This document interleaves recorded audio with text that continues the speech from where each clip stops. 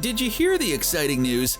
Randy Savage's Bonesaw is returning to play a different multiverse version of himself in Tom Holland's Spider-Man 3. Oh, you gotta be s***ing me. Okay, fine, that's not true, hey. But with all these massive casting announcements about returning characters for the upcoming film, I think it's only a matter of time. Because quite frankly, this is getting ridiculous. Every other day seems to come with a casting announcement about someone coming back for the film. Is there such a thing as too many returning characters? Is this going to be a 4.5-hour movie? I can't do this anymore. I can't. It's too long. Or is there a better way to work all these people into the plot? Well, I think I have the best way to do it, and I'll tell you about it right now. It's been a crazy time for Spider-Man fans. Remember when Jaime Foxx was announced to return as Electro and we all lost our minds?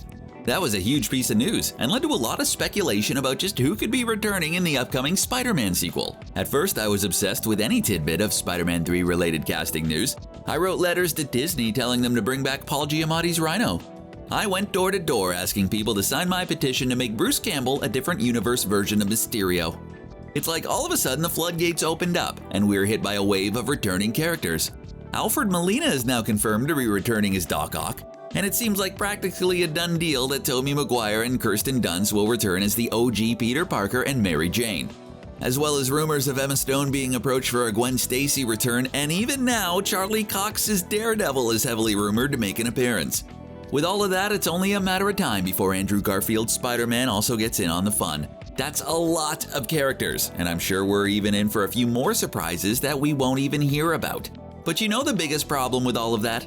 No what? Tom Holland's Spider-Man gets completely lost in the shuffle. This is supposed to be his movie, but news of returning Spider-Man characters from past franchises have dominated the conversation.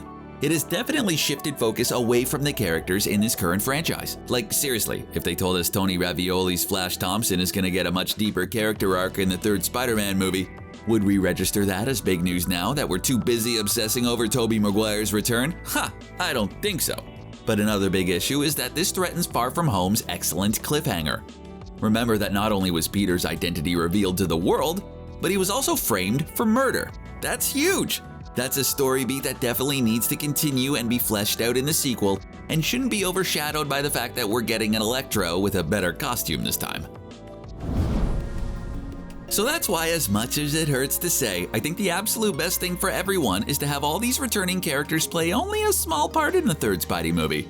As much as I would love to see a Tom Holland, Tobey Maguire, Andrew Garfield team up against Alfred Molina's Doc Ock, Jaime Foxx's Electro, and a whole squad of Sinister Six villains, I think it's too big for this movie. All of these should really be cameo roles rather than full-fledged supporting characters. Like remember in Guardians of the Galaxy Volume 2, where Rocket went on a trippy zip through the universe and we got fun shots like Stan Lee hanging out with the Watchers?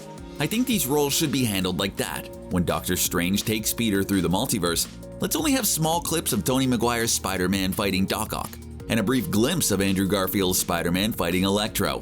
And then let's just catch a flash of Charlie Cox's Daredevil and Emma Stone's Spider-Gwen.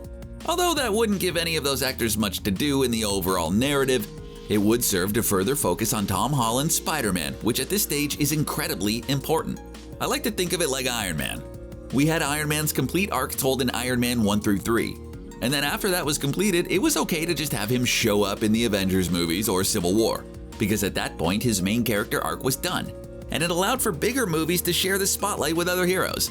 So for now, they need to let Spider-Man 3 complete Tom Holland's character arc.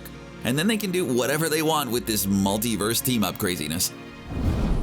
The thought of all these Spider-Men showing up and fighting together is such a tantalizing idea that I understand Disney and Sony wanting to get straight to it. But I hope in this case they listen to the Disney side more than the Sony side. Because if all these returning cast members just turn out to be cameo roles, that doesn't mean it can't build to something down the line. Let's spend a movie getting audiences comfortable with the idea of a multiverse and confirm that yes, Tobey Maguire's Spider-Man and Andrew Garfield's Spider-Man are a part of it. That way, in a future movie, you can more seamlessly transition to a team-up between all three of them, and audiences wouldn't be overwhelmed. It's a tough thing to ask. It's like waking up on Christmas and looking at all those presents, only being told that you can't open any of them right now. But if you want to wait until next year, you'll have an even bigger, better present. I mean, that is a difficult decision, but come on, people, let's be patient here. You know what? Here's a better solution. Cut Tom Holland out of the movie completely.